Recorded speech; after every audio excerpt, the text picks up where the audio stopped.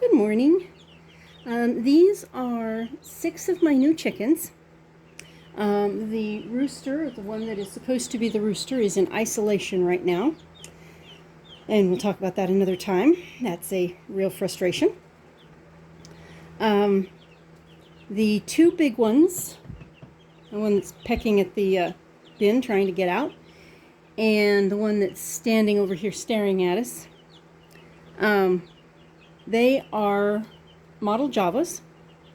The little tiny black ones, who the breeder said were 2 weeks old when I got them, and that was a week ago. Those were day-old chicks. But he said that they were 2 weeks old, so, and refused to. I mean, I sent him pictures. Whatever. He knows that those things aren't 3 weeks old at this point.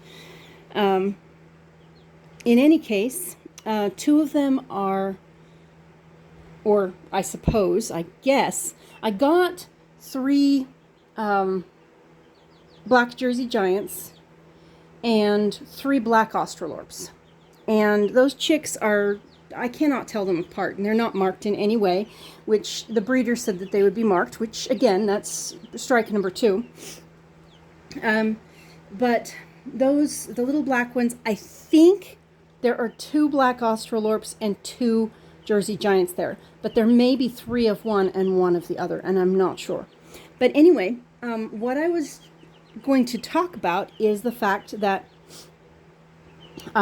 when they go out into their coop, I am planning on doing fermented food for them, which from my perspective means that they have to get used to fermentation now.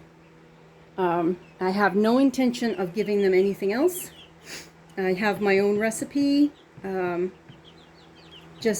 I'm trying to give them the best diet that they can have, and part of that is probiotics and food that has already started to break down when they eat it.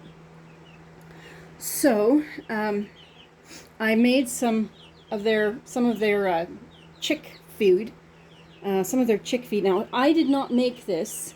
I bought it because the food that I'm planning on giving them as adults is too big, and they don't have all of the rocks and stuff in their gizzards at this point to break up the material.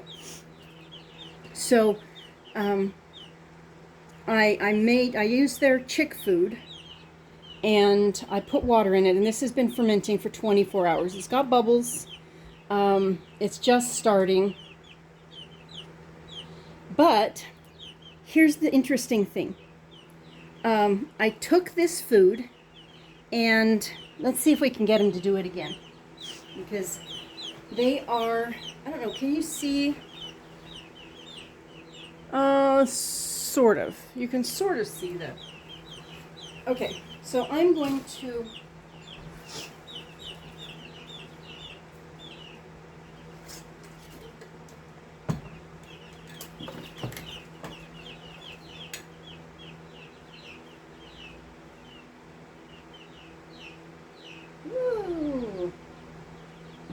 okay, let's see if they'll do it again.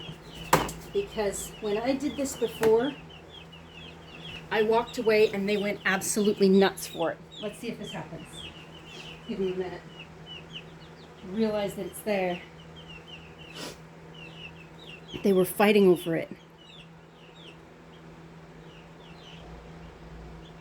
There's 3, 4, 5. They're all clustered around the side where I actually put that stuff in. I'm afraid the little ones are going to get squished, but there's plenty there for all of you kids. They started fighting over it. The rooster won't touch it. But these ladies, they seem to love the stuff. And yes, there was already food in that. The Javas, the model Javas, are actually interesting. They're really flighty, which I did not expect based on the information I was able to find online. And a few days ago, I came in here, and one of them was down on the ground, and 3 of the black babies and the rooster were holding her down and picking at her feathers.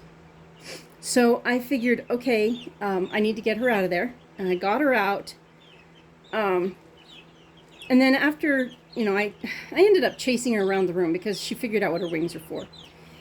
And when I put her back in the box, I noticed something interesting. And I think this is why she was being disciplined. Those two, specifically the two mottled Javas, have a habit of snatching food out of other people's beaks. I don't know what it is, but both of them do it. The little ones are starting to learn the behavior, which is not a good thing. But both of them do it. And I think that was probably what was going on. The rooster puts up with this behavior for a while and then disciplines them. But they just... oh my. Anyway, they start fighting over that fermented food, so apparently it tastes good. The rooster won't even touch it. He didn't even dip his beak in it. Talk with you later.